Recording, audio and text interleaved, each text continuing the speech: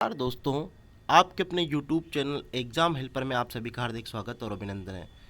साथियों, आज है 11 जुलाई। आपको ध्यान हो कि 10 जुलाई से यानी कि सोमवार से आरएस परीक्षा 2021 के इंटरव्यू चालू हो गए हैं।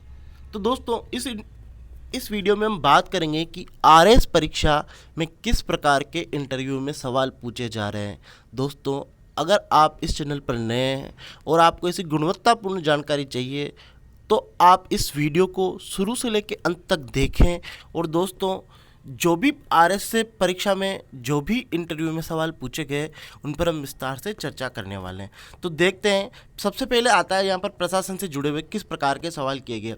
दोस्तों, बात की जाए आरएस इंटरव्यू 2021 की, तो यहाँ पर प्रशासन से जुड़े हुए पहला जो सवाल था दोस्तों वो था कि आरएस पद और आरपीएस से ज़्यादा अहम है, एक अफसर के रूप में समझाइए। आपने बीएड एमएड पास किया है, स्कूल टीचिंग छोड़कर आरएस क्यों बनना चाहते हैं। दोस्तों, ये सवाल उन व्यक्तियों से था जो पहले टीचिंग सेक्टर में थे और अब फिर आरएस की परीक्षा दे रहे हैं। ग्रामीण और शहरी इलाकों में पोस्टिंग में क्या अंतर है, क्या ग्रामीण इलाकों में अफसर परफॉर्मेंस नहीं दिखा सक पाते।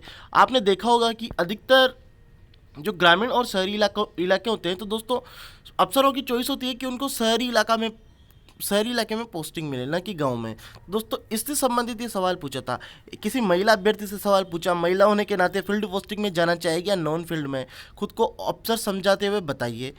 और दोस्तों, कोई अभ्यर्थी होंगे जो पहले डॉक्टर थे तो उनसे पूछा, आप डॉक्टर है, जरूरत पड़ने पर अस्पताल सामुदायिक केंद्र में सेवा देनी पड़े तो क्या कदम उठाएंगे। दोस्तों, एक जो तीसरा सवाल है वो है, आरएस के बजाय अधीनस्थ सेवा में चयन हो जाए तो पूरी क्षमता के साथ काम करेंगे या कोई मलाल रहेगा। तो दोस्तों, ये जो वो बेहतरीन सवाल है जो कि मनोवैज्ञानिक रूप से एक अभ्यर्थी की परख करते हैं, साथ ही उसके प्रशासन से जुड़ी हुई जानकारी बताते हैं। तो दोस्तों, ये काफ़ी अहम सवाल है। यदि आप भी किसी भर्ती परीक्षा की इंटरव्यू की तैयारी कर रहे हैं तो इस प्रकार के जो सवाल हैं उनसे तैयार रहिए। अब दोस्तों, बात करते हैं कि राज्य और नए जिलों से संबंधित किस प्रकार के सवाल पूछे गए हैं। दोस्तों, ये राज्य की आर्ट एंड कल्चर और राज्य में चल रही उठापटक से संबंधित सवाल यहाँ पर पूछे गए हैं। दोस्तों, पहला सवाल है, सौर ऊर्जा और पवन ऊर्जा में राजस्थान के देश में क्या स्थिति है, ऊर्जा क्षेत्र में कैसे आत्मनिर्भर बन सकते हैं। दोस्तों, आपको ध्यान होगा कि राजस्थान वो राज्य हैं जो कि देश का एक नंबर का देश में नंबर एक पर सौर ऊर्जा के मामले में, जबकि पहले अपन संभावना थी कि पवन ऊर्जा में भी अपन अच्छा कर सकते हैं।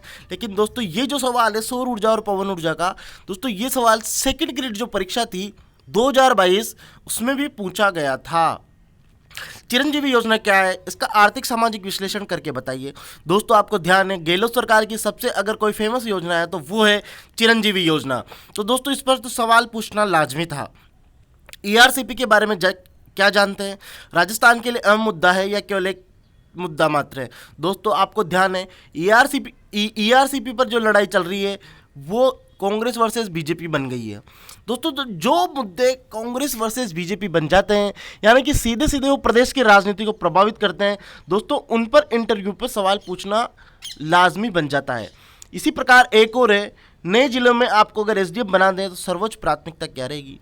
दोस्तों, आपको ध्यान होगा कि अभी 19 जिले नए बनाए हैं।